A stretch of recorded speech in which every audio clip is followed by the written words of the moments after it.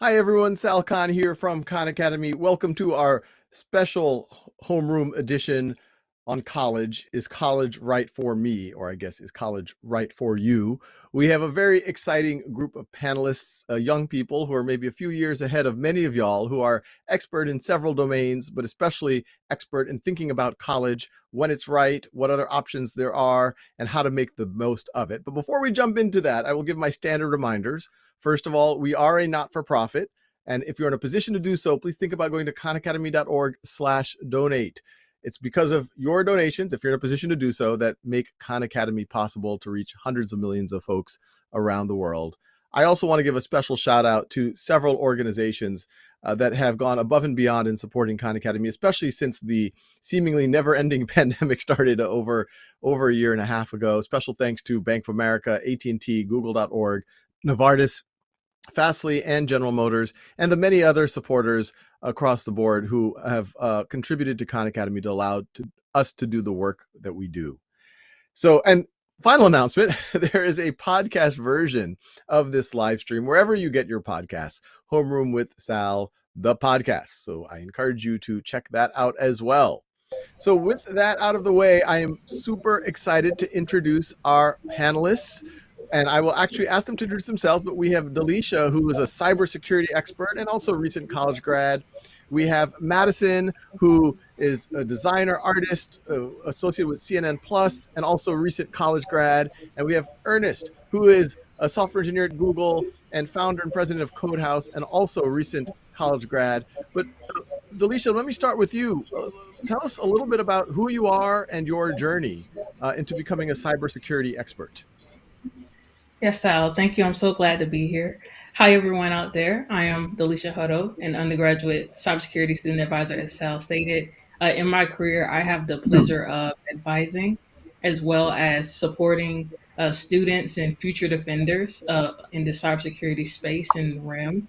And in that work, we're making sure that they are trained so that they can not only defend our world in the cybersecurity world, but also defend you and the different things that you love to do.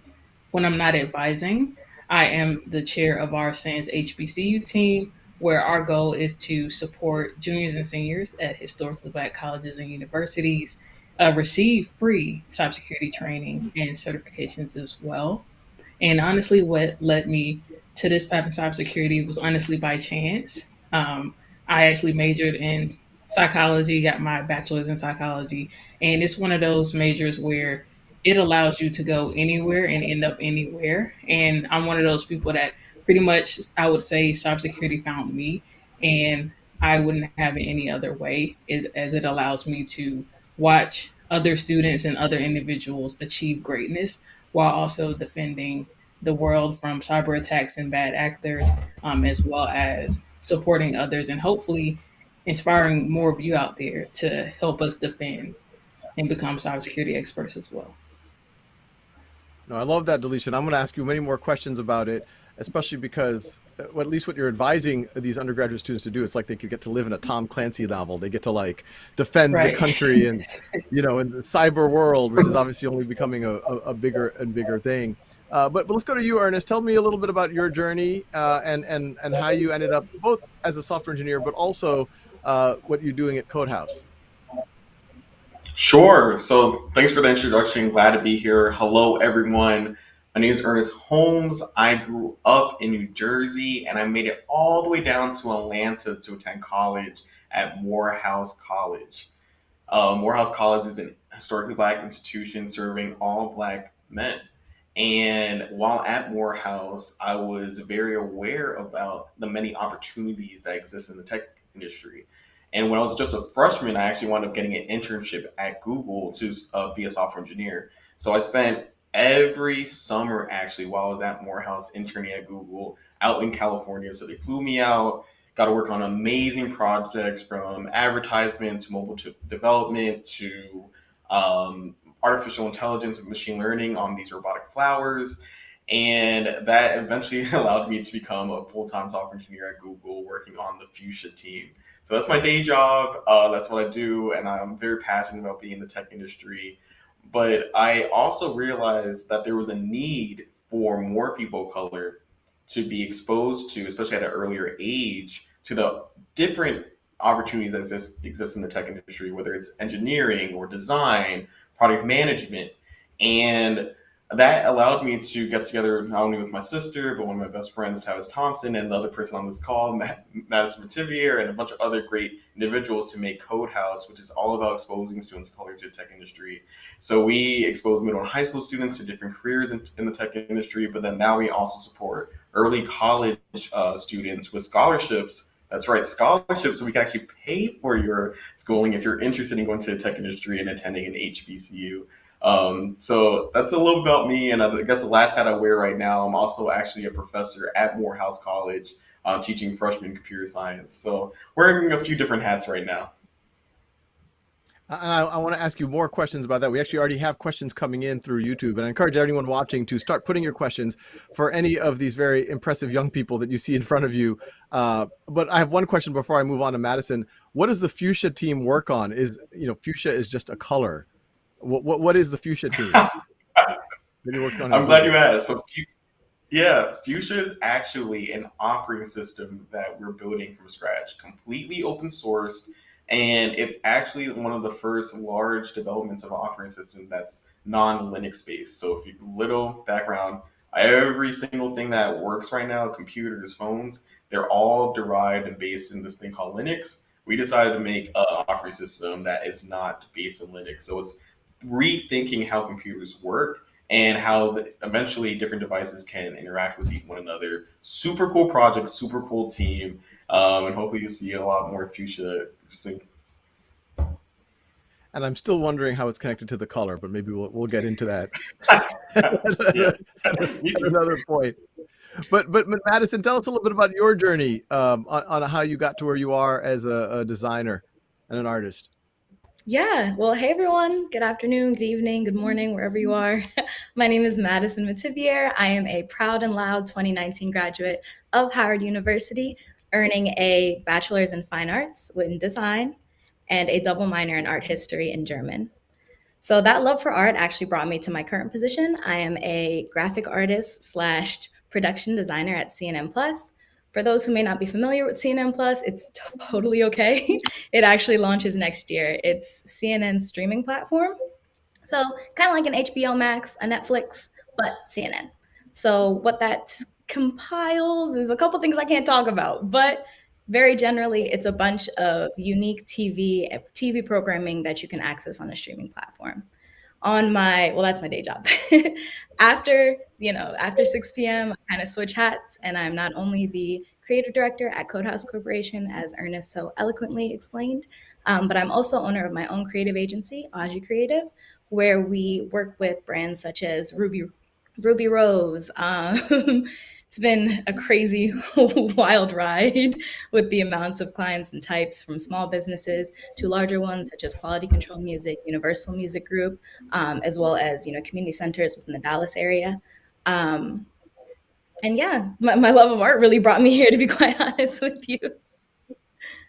That's incredible. I'd like to think that I was doing pretty well for myself in my early 20s, but y'all are making me feel somewhat insecure about what I was doing with myself, given all that y'all have already accomplished. But the topic of today is college. Is it right for me, or is it right for the folks listening?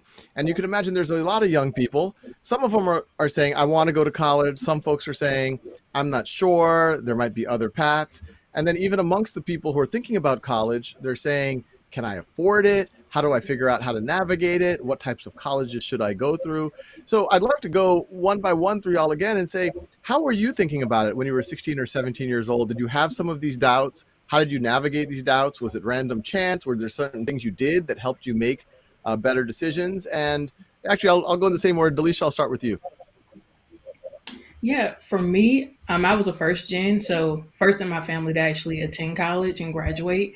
So for me, it was a lot of exploration, a lot of thinking. I initially actually wanted to go into audio engineering, so leading into music production because I love music and I'm a very creative person.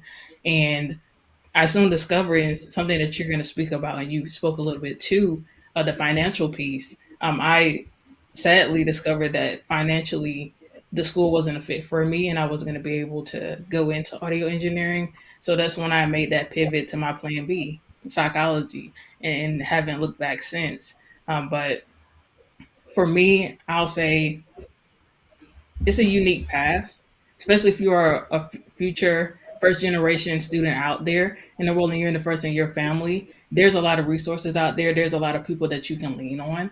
And what I will say to you is life is not a straight path. So don't be worried if you do not end up in a career in your major. That's pretty normal right now in the world that we live in. But that doesn't mean that you're a failure. What it means is you were brave enough to take a chance and that you still have light years ahead of you to discover what your passion is and to do something that makes you happy.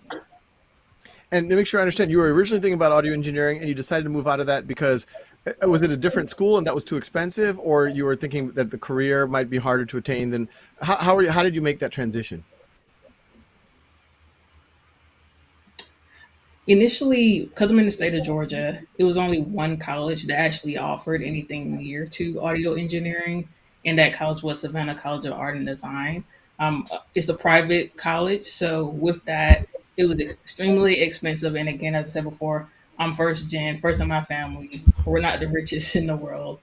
So when I received that financial aid package, I realized, wow, even with a scholarship, I can't afford $30,000 a year or however much it was. So I had to make that conscious decision to say, you know what, I do like psychology, so let me pivot. My plan B is going to be I'm going to pivot to psychology. I'm going to see where it takes me, and if it's meant to be, I'll always find my way back to music, whether it's through audio engineering or just finding ways to express myself in other ways, whether through spoken word, which I do, poetry, or just enjoying listening to music and analyzing it. So you can still find those joys without necessarily going into that major or ending up in that career. So that's kind of how I was able to pivot and change my mindset about it. And quite frankly, didn't really have a choice because of the financial situation. But I feel like at the end of the day, looking back on it, it was the right choice to make and not go into debt, as much debt, doing that. And as always, because I'm still young, if I really wanted to go back into audio engineering, I'm sure I could. No, and thanks for sharing that story because I think students don't hear those stories enough because so many times in a forum like this, people are like, oh, just do whatever you want and all of that. And there's a student saying, but how am I going to pay for that? Or, I remember being in a similar situation. My family, we grew up, not a lot of resources. And I remember my sister applying to a school that I'm like, how are we going to pay for? And I think at the time, this was in the 90s, it was $25,000 a year. I was like, that's more than my mom makes. That's twice what my mom makes in a year. How are we going to do that? And then my sister explained to me about the whole financial aid system and all of that. So to your story, it sounds like it sounds like you did the right things. You said, what am I interested in? But you explored the options. You said, okay, now what are they offering? They might be offering a little bit of scholarship, a little bit of financial aid, but it still was not practical. But there's other really good options. And obviously now you are helping other people defend our country against cyber threats and whatever else. Ernest, how did you think about this when you were 16 or 17? Did you always know you were going to be a software engineer? Did you always know you were going to go to college? Did you always think it was going to be Morehouse? How did you navigate that?